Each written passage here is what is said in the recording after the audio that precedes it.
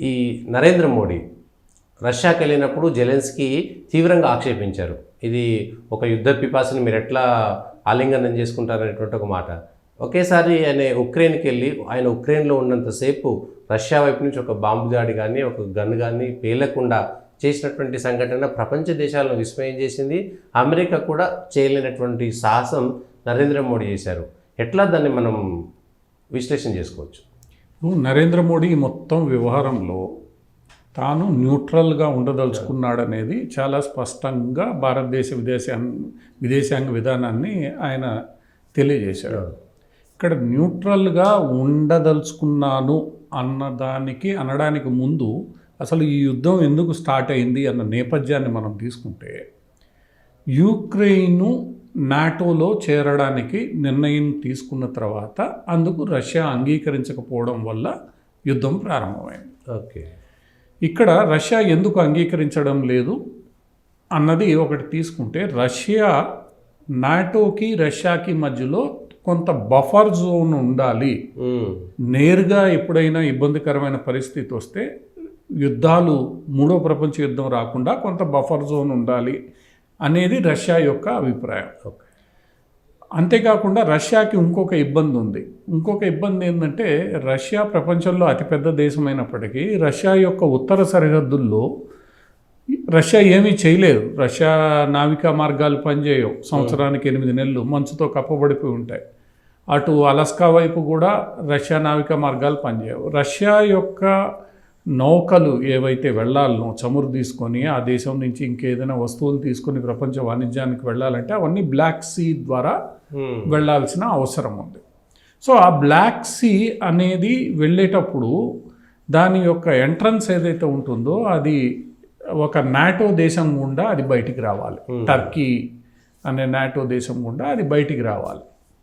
So రష్యాకి ఒక రకంగా తీసుకుంటే, రష్యా అత్యంత శక్తివంతమైన దేశము, పెద్ద దేశం అయినప్పటికీ రష్యాలో ఉండే చమురు కానీ లేదా గ్యాస్ కానీ రష్యా బయట దేశాలకు తీసుకెళ్లాలంటే నాటో మీద ఆధారపడే పరిస్థితి.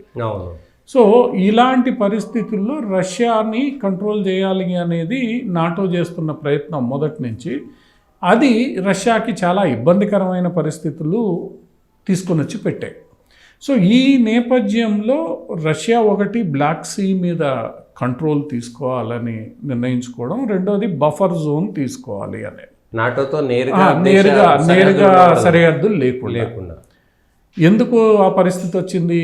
ఆ బఫర్ జోన్లో ఉన్న మధ్య ఆసియా అంటే ఆ తూర్పు యూరోపియన్ దేశాలు ఏవైతే ఉన్నాయో, పోలాండ్ కావచ్చు, అవన్నీ నెమ్మదిగా ఒకదాని తర్వాత ఒకటి నాటోలో చేరడం మొదలయ్యాయి. ఈ రష్యా ఏం ఆశించిందంటే, ఇవన్నీ రష్యన్ కూటమిలో ఉంటాయి కాబట్టి నాకు పెద్దగా ఇబ్బంది లేదనుకునింది.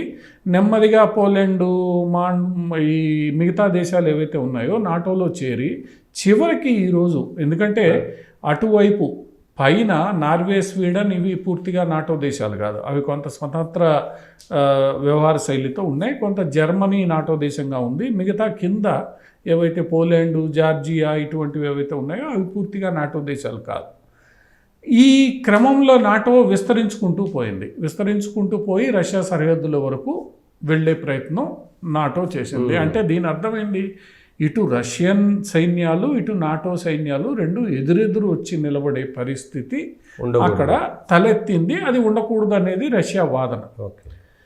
కానీ ఈరోజు ఎప్పుడైతే రష్యా వాదనని నాటో దేశాలు అంగీకరించకుండా యుక్రెయిన్ సభ్యత్వం అప్లికేషన్ తీసుకున్నాయో జెలెన్స్కీ అధ్యక్షుడైన తర్వాత, అక్కడి నుంచి ఈ ఫ్రిక్షన్ మొదలైంది. ఆ ఫ్రిక్షన్ మొదలైన తర్వాత రష్యా యుక్రెయిన్ని మేమేమి ఇబ్బంది పెట్టాం, కానీ యుక్రెయిన్ని మీరు తీసుకోవద్దు అని చెప్తోంది. ఆ చెప్పిన దాన్ని నాటో దేశాలు అంగీకరించలేదు. జెలెన్స్కీ కూడా అంగీకరించని నేపథ్యంలో రష్యా ఏం చేసిందంటే, తన ప్రయోజనాలను కాపాడుకోవడానికి ప్రచ్ఛన్న యుద్ధాన్ని మొదలుపెట్టింది. యుక్రెయిన్లో ప్రచ్ఛన్న యుద్ధం ఎట్లా? ముందు క్రిమియాలో మొదలుపెట్టింది. ఎందుకంటే క్రిమియా, డాన్బాస్కో ఇటువంటి ప్రదేశాలు యుక్రెయిన్కి తూర్పు వైపున ఉండే ప్రదేశాలు, ఇవి రష్యన్ జాతీయులతో ఎక్కువగా ఉన్నాయి. సో ఎక్కడైతే రష్యన్ జాతీయులు ఎక్కువగా ఉన్నారో వాళ్ళందరినీ రష్యా రెచ్చగొట్టి వాళ్ళందరితో స్వతంత్ర పోరాటమో లేదా విముక్తి పోరాటమో ఏదో ఒక పోరాటం పేరుతో అక్కడ పోరాటాన్ని స్టార్ట్ చేయొచ్చు. అంతర్గతంగా గొడవలు సృష్టించడం మొదలుపెట్టి ఆ తూర్పు ప్రాంతాన్ని డాన్బాస్కు ఈ ప్రాంతాలు ఏవైతే ఉన్నాయో కార్కివ్ ఇటువంటి ప్రాంతాలు ఏవైతే ఉన్నాయో క్రిమియాతో సహా మొదలుపెట్టి ముందు క్రిమియాని ఆక్యుపై చేసుకుంది. క్రిమియాని ఎప్పుడైతే ఆక్యుపై చేసుకుందో రష్యాకి బ్లాక్ అదే మన నల్ల సముద్రం మీద కొంత పట్టు వచ్చింది, కానీ నల్ల సముద్రం మీద పూర్తిగా రష్యాకి పట్టు లేదు. సో ఈ బఫర్ ఏదైతే ఉందో రష్యా వాళ్ళని రెచ్చగొట్టి రష్యా క్రియేట్ చేయాలనుకునిందో అక్కడ అంతర్యుద్ధాన్ని మొదలుపెట్టింది. కానీ అంతర్యుద్ధాన్ని యుక్రెయిన్ చాలా గట్టిగా అణిచివేసే ప్రయత్నం చేస్తున్నప్పుడు యుక్రెయిన్ అప్లికేషన్ని నాటో తీసుకున్నప్పుడు ఇంకా తప్పనిసరి పరిస్థితుల్లో రష్యా నేరుగా యుద్ధానికి దిగింది. ఇది నేపథ్యం అక్కడ. సో ఇప్పుడు ఈ సమస్యకి పరిష్కారం ఎలా లభిస్తుంది అన్నది భారతదేశం మొట్టమొదటి నుంచి చెప్పేది ఏంటంటే, ఇది నాటో విస్తరణ కాంక్ష కారణంగా రష్యాలో ఏర్పడిన ఒక భయాందోళన. ఆ భయాందోళనలు మీరు చర్చల ద్వారా పరిష్కరించగలిగితే ఈ యుద్ధం ఉండదు. కానీ మీరు ఎప్పుడైతే ఈ చర్చల ద్వారా కాకుండా రష్యాని బెదిరించి భయపెట్టో యుక్రెయిన్కి ఆయుధాలు సరఫరా చేస్తే యుద్ధాన్ని కొనసాగిస్తే మాత్రం ఇది సాగదు. ఈ విధానాన్ని భారత్ మొట్టమొదటి నుంచి స్పష్టంగా చెప్తోంది. అది అమెరికాకి నచ్చలేదు. అమెరికా చెప్పిన విధానాన్ని భారత్ అంగీకరించలేదు ఒకటి. సో ఈ పాశ్చాత్య దేశాలు ఏం చేశాయి, రష్యా నుంచి వాణిజ్యం ఎవరు చేయకుండా అడ్డుకునే ప్రయత్నం చేశాయి. ఇది కూడా ద్వంద్వ వైఖరే అవలంబించాయి. ఎట్లా, ఇప్పుడు జర్మనీ ఇలాంటి దేశాలకి రష్యా సహజ వాయువు నేరుగా పైప్ లైన్ల ద్వారా వెళ్తుంది. మీరు అంతగా అడ్డుకోవాలనుకుంటే మీ దేశాలకు వచ్చే సహజ వాయువు పంపిణీని అడ్డుకోవాలి. మేము కొనమని రష్యాకి అది చెప్పలేదు. అది చెప్తే జర్మనీలో కానీ ఫిన్లాండ్లో కానీ నార్వేలో కానీ మిగతా దేశాల్లో కానీ ముఖ్యంగా తూర్పు యూరోప్ దేశాల్లో చాలా చోట్ల మీకు ఫ్యాక్టరీలు పనిచేయవు, గందరగోళం ఏర్పడుతుంది. దాంతో వాళ్ళు ఏం చేస్తున్నారంటే తమ యొక్క అవసరాల కోసం కొనుగోలు చేస్తాము, మిగతా చోట్ల మేము చేయమనే ద్వంద్వ వైఖరి తీసుకొని యుద్ధంలో ఉక్రెయిన్కి మద్దతు తెలుపుతాయి. ఇక్కడ రష్యా చమురు రష్యా సహజ మాత్రం కొంటాయి. ఎప్పుడైతే ఈ పరిస్థితి అక్కడ ఉందో యూరోపియన్ యూనియన్ ఆంక్షలు పెట్టాలని చూసినా వీలు కాలేదు. జర్మనీ ఇవి దిగుమతి చేసుకోకూడదని చెప్పిన అటువంటి పరిస్థితుల్లో వీళ్ళు ద్వంద్వ వైఖరితో ఉన్నప్పుడు భారతదేశం తన ప్రయోజనాల్ని తాను కాపాడుకున్నది. మొన్న జయశంకర్ గారు ఒక మంచి మాట చెప్పారు. భారతదేశం వెనిజులా నుంచి కొనేది, వెనిజులా మీద మీరు ఆంక్షలు పెట్టారు. భారతదేశం ఇరాన్ నుంచి కొనేది, ఇరాన్ మీద ఆంక్షలు పెట్టారు. మీరు ఈ గల్ఫ్ దేశాలకి ప్రత్యామ్నాయంగా చమురును సరఫరా చేసే దేశాల్లో ఏదో ఒక రకంగా మీరు గొడవలు సృష్టిస్తూ వాటి మీద ఆంక్షలు పెడుతున్నప్పుడు మీరే కృత్రిమంగా ఈ గల్ఫ్ దేశాల కార్టల్కి మద్దతు ఇస్తూ చమురు ధరలు పెంచుతూ ఉంటే చమురు దిగుమతి మీద ఆధారపడిన భారతదేశం యొక్క ప్రయోజనాలు దెబ్బతింటాయి. భారతదేశం అల్లకల్లవల్లమవుతుంది. అందువల్ల మా దేశాన్ని మేము కాపాడుకోవాలంటే ఈ రెండు దేశాల మీద మీరు పెట్టిన ఆంక్షలు చివరికి ఇంకా మీరు ఆంక్షలు పెట్టినా మాకు కావాల్సిన ప్రయోజనాలు మేము చేసుకోవాల్సిందే. మన జయశంకర్ గారు యుక్రెయిన్ పర్యటన ముగిసిన సందర్భంగా ఒక BBC జర్నలిస్ట్ అడిగిన ప్రశ్నకి ఇచ్చిన సమాధానం ఇది. అంటే మీరు చెప్పిన కార్టలు వాళ్ళు చెప్పిన రేటుకే మేము చమురు కొనాలా, చమురు ఎక్కడ చౌకగా దొరికితే అక్కడ నాకు కావాలి, నేను కొనుక్కుంటున్నాను, దీంట్లో నువ్వెవరు నాకు చెప్పడానికి, నువ్వు కావాలని చేస్తున్నావా ఏంది నువ్వు ప్రశ్నించుకో. నా దేశం అల్లకల్లోలం చేసుకోవడాన్ని నేను అంగీకరించను, నా దేశంలో ఇన్ఫ్లేషన్ పెరగడాన్ని నేను అంగీకరించను.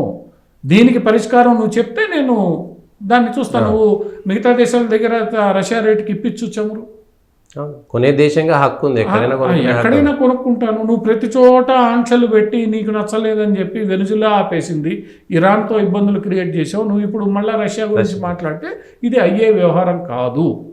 ఇది భారతదేశం స్పష్టమైన వైఖరితో ఉంది. ఎందుకంటే తన యొక్క ఆర్థిక అవసరాల దృష్ట్యా, దేశ అవసరాల దృష్ట్యా, దేశంలో చమురు ధరలు పెరగకుండా ఇన్ఫ్లేషన్ని కంట్రోల్ చేయాల్సిన దృష్ట్యా, ఇవన్నీ రకరకాల కారణాలు. ఈ అన్ని కారణాల దృష్ట్యా భారతదేశం చాలా స్పష్టమైన నిర్ణయం తీసుకుంది. ఈ నిర్ణయం అమెరికాకి అంగీకారం కాదు. అంగీకారం కాకపోయినంత మాత్రం నా దేశాన్ని మరో శ్రీలంక నేను చేసుకోను. అవును. శ్రీలంక ఏ చమురు ధరలు విపరీతమైన స్థాయికి పడిపోతే దిగుమతులు చేసుకోలేని పరిస్థితుల్లో శ్రీలంక ఇబ్బంది పడింది. అంతర్యుద్ధం అక్కడి నుంచే ప్రారంభమైంది. అది భారతదేశంలో కావాలని కోరుకుంటున్నారా మీరు? అంటే మీ ఉద్దేశాలు ఏమిటి? ఇది అంటే చెప్పకనే జయశంకర్ గారు ఈ ప్రశ్న వేశారు బీబీసీ జర్నలిస్ట్. అమెరికా కూడా సాధ్యం కానటువంటి విషయం. అమెరికా విదేశాంగ శాఖ అటువంటి పరిస్థితుల్లో భారత్ ఇబ్బంది అందరూ అర్థం చేసుకున్నారు. భారత్ స్పష్టంగా చెప్పగలిగింది కాబట్టే నరేంద్ర మోడీ గారు రష్యా అధ్యక్షుడిని ఆలింగనం చేసుకున్నాడు. నిన్న జెలెన్స్కీని ఆలింగనం చేసుకోగలిగాడు. దానికి కూడా జయశంకర్ గారు సమాధానం చెప్పారు. ఇది నేను ఎవరి ఆత్మీయుణ్ణి కలిసినా ఆలింగనం చేసుకోవడం నా సాంప్రదాయం. నీ సాంప్రదాయం షేక్ హ్యాండ్కే పరిమితం. సో నువ్వు సాంప్రదాయాలను అర్థం చేసుకోగలిగితే అర్థం చేసుకుంటామని. సో అక్కడ వెళ్ళినప్పుడు అక్కడ మాటలు అక్కడ మాట్లాడారు, ఇక్కడ మాటలు ఇక్కడ మాట్లాడారు. రెండోది చాలా స్పష్టంగా నరేంద్ర మోడీ చెప్పింది ఏంటి? మేము శాంతి వైపున ఉన్నాము. యుద్ధం పరిష్కారం కాదు, చర్చలే పరిష్కారం. ఇది నువ్వు తగ్గాలి, అటు రష్యా తగ్గాలి. నీవు నాటోలో చేరడం కారణంగా రష్యాలో ఏర్పడిన భయాందోళనల్ని నువ్వు వివరించాలి. ఇది మీరిద్దరూ చర్చల ద్వారా చేసుకోగలిగితే యుద్ధం ఆగిపోతుంది. అంతే. అది చేయకుండా నేను ఆయుధాలు తీసుకొస్తా, నీతో యుద్ధం చేస్తానంటే రష్యా ఏది చెప్తోందో అదే జరుగుతుంది. ఈ రోజు నీది పై చెయ్యి, రేపు రష్యాది పై చెయ్యి, కొట్టుకోండి. ఇప్పుడు సంవత్సరం దాటిపోయింది. అవును. దీనికి ఎండ్ ఎక్కడ? ప్రపంచ దేశాలపై ఆ ప్రభావం దాని మీద ఇప్పుడు యుక్రెయిన్ నుంచి గోధుమలు చాలా దేశాలు దిగుమతి చేసుకుంటాయి. గోధుమల సరఫరా సరిగ్గా జరగట్లేదు. మనమే ఇబ్బందులు పడ్డాం. రైలు చక్రాలు మనకి యుక్రెయిన్ సరఫరా చేసే దొరక్క ఇబ్బంది పడ్డాం. వందే భారత్ 39,000 రైలు చక్రాల పార్ట్స్ని మనం చైనా నుంచి, అది కూడా అడ్వాన్స్ కట్టి దిగుమతి చేసుకోవాల్సి వచ్చింది ఎక్కువ రేటుకి. ఇటువంటి ఇప్పుడు డ్రోన్లు కానీ మనకి యుక్రెయిన్ నుంచి చాలా విమానాలకు సంబంధించిన పార్ట్స్ రావాలి, ఇంజన్లకు సంబంధించిన పార్ట్స్ రావట్లేదు. వాళ్ళు కూడా యుద్ధంలో ఉండిపోయారు. మీరు చేస్తున్న దాని వల్ల ప్రభావం చాలా ఉన్నప్పుడు దాన్ని తగ్గించుకునే ప్రయత్నం మేము చెయ్యాలి, మీరు చెయ్యాలి. నేను మొండివాడిని నువ్వు అనుకుని ఆయన మొండివాడిని అనుకుంటే దానికి చేయగలిగింది ఏం లేదు. మీరిద్దరూ ఒక మెట్టు తగ్గి మాట్లాడుకొని ఆయన చెప్తున్న భయాందోళనలు ఏవైతే ఉన్నాయో అది కాదని నువ్వు చెప్పాలి. ఇప్పుడు ఇది ఆ పరిస్థితిని మీరు మార్చుకోగలిగితేనే మారుతుంది అన్న విషయాన్ని భారతదేశం స్పష్టంగా చెప్పగలిగింది. ఆ విషయాన్ని జెలెన్స్కీకి కూడా స్పష్టంగా చెప్పారనే మనం అనుకుంటున్నాం. ఈ రెండు భేటీలు రష్యా అధ్యక్షుడితోటి ఉక్రెయిన్ అధ్యక్షుడితోటి భేటీల తర్వాత ప్రపంచ దేశాలలో అంటే ఒకప్పుడు అమెరికా సెంట్రిక్గా, లేకపోతే ఇంగ్లాండ్ సెంట్రిక్గా, లేకపోతే గల్ఫ్లో సౌదీ వాళ్ళ సెంట్రిక్గా మాత్రమే చర్చలు కానీ న్యూస్ కానీ ఉండేది. ఇప్పుడు భారతదేశం సెంట్రిక్గా మోడీ పోతే బాగుండు, మోడీ వల్లనే సాధ్యమవుతుందని అమెరికా విదేశాంగ శాఖలో ఉన్నటువంటి అధికారి ప్రెస్ నోట్ రిలీజ్ చేయాల్సినటువంటి పరిస్థితి. అమెరికా విదేశాంగ శాఖ చాలా సంతోషాన్ని వ్యక్తం చేసింది యుక్రెయిన్కి వెళ్ళడం వల్ల. ఈవెన్ జెలెన్స్కీ కూడా భారత్ తలుచుకుంటేనే దీన్ని ఈరోజు ఆపగలదు, ఇంకెవరి వల్ల సాధ్యం కాదని. ఎందుకంటే టర్కీ అధ్యక్షుడు దీంట్లో ఎలువెట్టే ప్రయత్నం చేశాడు, శాంతి తీసుకొచ్చే ప్రయత్నం చేశాడు. వీళ్ళందరూ ప్రయత్నించారు కానీ కాలేదు అనడానికి ఏంటంటే ఒక నిష్పక్షపాత వైఖరి లేదు. టర్కీ నాటోలో సభ్యుడిగా ఉండి ఇక్కడ చేస్తానంటే ఎట్లా? ఒప్పుకోరు. లేదా భారతదేశం విశ్వగురు కాకపోయినా సరే ఇండియన్ సెంట్రిక్ పాలిటిక్స్ అనేటువంటి అంటే ప్రపంచ దేశాల యొక్క రాజకీయాలు భారతదేశ సెంట్రిక్గా జరుగుతున్నటువంటిది మాత్రం కొంతమేరకు సక్సెస్ అయినట్టే. భారతదేశం ఈరోజు ఒక న్యూట్రల్ వైఖరిని స్పష్టంగా చెప్పగలుగుతోంది. ఇది నా వైఖరి అని అంత స్పష్టంగా చెప్పగలిగిన దేశం ఈరోజు అభివృద్ధి చెందుతున్న దేశాల్లో భారతదేశం మాత్రమే. ఇప్పుడు చైనాకు కూడా కొన్ని ఆస్పిరేషన్స్ ఉన్నాయి. సో చైనా స్పష్టంగా చెప్పలేని పరిస్థితి. మిగతా దేశాలకి ఆస్పిరేషన్స్ ఉన్నాయి. సౌత్ ఆఫ్రికా కానీ వాటికి కానీ కొన్ని ఇబ్బందులు ఉన్నాయి. అవి పూర్తిగా ప్రజాస్వామ్య దేశాలు కాదు, చెప్పలేని పరిస్థితి. పూర్తి స్థాయిలో ఒక పరిణితి చెందిన ప్రజాస్వామ్య దేశంగా ఒక స్పష్టమైన వైఖరి తీసుకోగలిగిన దేశంగా ఈరోజు భారతదేశం ఉంది. ఆ భారతదేశానికి నేతృత్వం వహిస్తున్నది అత్యంత ప్రజాదరణ కలిగిన వ్యక్తి కాబట్టి అతని మాటకి విలువ ఉంటుంది. సో ఇటువంటి పరిస్థితుల్లో ఖచ్చితంగా భారతదేశం యొక్క విలువ పెరుగుతుంది. రెండోది, ఈరోజు భారత్ అతిపెద్ద మార్కెట్. చైనాకు భారత్తో వచ్చిన సమస్య కూడా ఇదే. చైనా ఉత్పత్తుల్ని ఎక్కువగా కొంటున్నది భారతదేశమే. అమెరికా ఉత్పత్తుల్ని ఈరోజు అత్యంత పెద్ద మార్కెట్ భారతదేశమే. యూరోప్కి వాళ్ళ ఉత్పత్తుల్ని అత్యధికంగా అమ్ముకోగలిగింది భారతదేశంలోనే. అటువంటి పరిస్థితుల్లో ఎవడు మార్కెట్ కోల్పోవడు. అక్కడికి సౌదీ అరేబియానో ఇంకోటో కూడా ఈరోజు భారతదేశం పాకిస్తాన్నే పక్కన పెట్టి భారతదేశంతో దౌత్యం నెరిపే పరిస్థితి అంటే ఇక్కడ డబ్బు ఉంది, మార్కెట్ ఉంది, 140 కోట్ల మంది ప్రజలు ఉన్నారు. సో ఇది ఎదుగుతున్న దేశం, డబ్బులు చేతికొస్తున్న దేశం. అందువల్ల ఏంటంటే ఈరోజు భారత్ యొక్క ఇంపార్టెన్స్ వాణిజ్య పరంగా కానీ, ఆర్థిక పరంగా కానీ, రాజకీయ పరంగా కానీ, జనాభా పరంగా కానీ, శాస్త్ర సాంకేతిక స్కిల్ దీంట్లో కానీ ఒక రకంగా పెరుగుతోంది. మొన్న ఒక కథనం వచ్చింది, అమెరికాలో హోటల్స్ కానీ వీటిల్లో కానీ మొత్తం భారతీయులే నడుపుతున్నారు, వాళ్ళ ప్రభావం ఎక్కువగా ఉంది, ఎక్కువ శాతం వీళ్ళే ఉన్నారు అమెరికాలో, వీళ్ళే దీన్ని ప్రభావితం చేయగలుగుతున్నారు అనేది. భారతదేశంలో కష్టపడే తత్వం ఉంది, ప్రభావితం చేయగలుగుతున్నారు. సో అందువల్ల భారత్కి ఈరోజు ఒక స్పష్టమైన విధానం ఉంది, భారత్కి ఆ శక్తి ఉంది కాబట్టి అందరూ మాట్లాడాలి. ఇప్పుడు దీంట్లో నిష్పక్షపాతంగా వ్యవహరించగలిగింది కూడా భారతదేశమే కాబట్టి చివరికి జెలెన్స్కీ కూడా అదే అన్నాడు, భారత్ తలుచుకుంటే ఇది పూర్తి చేయొచ్చు, కానీ తలుచుకోవడానికి ముందు మీరిద్దరూ అంగీకరించాలి. అవును, ఏకపక్షంగా పోలేదు. ఇన్ని రోజులు మోడీ మీద ఆరోపణ ఏంటి, రష్యా వెళ్తున్నాడు, రష్యాతో మాట్లాడుతున్నాడు, ఇటు వెళ్ళట్లేదని. ఇప్పుడు వెళ్ళి వచ్చాడు, 8 గంటలు రైలు ప్రయాణం చేసి మరి యుద్ధంలో, యుద్ధ వాతావరణంలో. సరే రష్యా మోడీ ఉన్నంత సమయం ఏమీ చెయ్యదనేది భరోసా ఒకటి ఉన్నా కూడా ఆ రోజు అంత యుద్ధంలోనే భారతీయ విద్యార్థులను తీసుకోవడానికి 3 గంటలు యుద్ధం ఆపిన సందర్భం కూడా ఉంది రష్యా. అందువల్ల ఏంటంటే రష్యా కూడా ఎవరో ఒక మంచి మిత్రుడు కావాలి ఈ సమస్యకి పరిష్కారం ఇవ్వడం. లాల్ బహదూర్ శాస్త్రి ఉదంతం చూసిన తర్వాత దేన్ని నమ్మలేం కదా. అందువల్ల ఏంటంటే ఈ పరిస్థితుల్లో భారత్కి అవకాశం ఉంది. మరి భారత్ తన ప్రయోజనాలను దృష్టిలో పెట్టుకునే దీన్ని చేస్తుంది, రాజకీయాలు కాదు. ఈ విషయం స్పష్టంగా ఇద్దరు అంగీకరించి చర్చలో కూర్చుంటే యుక్రెయిన్ సమస్య పరిష్కారం అవుతుంది. మీకు ఈ ప్రపంచంలో అశాంతి ఉన్నదంతా కూడా ఎవడి వాదన వాడిది నెగ్గాలనుకున్నప్పుడే అశాంతి. అది అవుతుందా లేదా పక్కన పెడితే ప్రపంచ దేశాలలో మాత్రం భారతదేశం ఆకర్షణగా పెద్దన్న పాత్ర ఒకటి పోషిస్తుంది అన్ని రకాలుగా అన్నది ఈరోజు స్పష్టంగా రుజువు. మరి దాన్ని ఆ 2 దేశాలు ఎంతవరకు అంగీకరిస్తే, ఇప్పుడు బహిరంగంగా మనకి చెప్పిన విషయాలు, అంతర్గతంగా ఇద్దరు నేతలు కూర్చుని మాట్లాడుకున్న విషయాలు అవన్నీ ఇప్పుడే బయటికి రావు, ఎప్పుడో చరిత్రలో బయటకు వస్తాయి. కాబట్టి సుభాష్ చంద్రబోస్ ఒక వ్యక్తి 2 వైపులా మాట్లాడగలిగే సామర్థ్యాన్ని కలిగి ఉన్నాడు, మాట్లాడి వచ్చాడు. తదుపరి చర్యలు ఏముంటాయి అనేది భారతదేశం రేపు రాబోయే రోజుల్లో మనకి తెలుస్తాయి నెమ్మదిగా దీని మీద. సుభాష్ చంద్రబోస్ హిట్లర్ను కలవడం, సుభాష్ చంద్రబోస్ సింగపూర్కి వెళ్ళడం, ఆజాద్ హిందూ ఫౌజ్ను విదేశాలలో ఉండి భారతదేశం మీద అంటే అట్లాంటి స్థాయి అది ఒకసారి మళ్ళీ గుర్తుకొచ్చింది ఈ అంశాలన్నీ చూస్తుంటే. అది ఒక నేపథ్యం అయితే, ఇది ఇప్పుడున్న మరొక నేపథ్యం.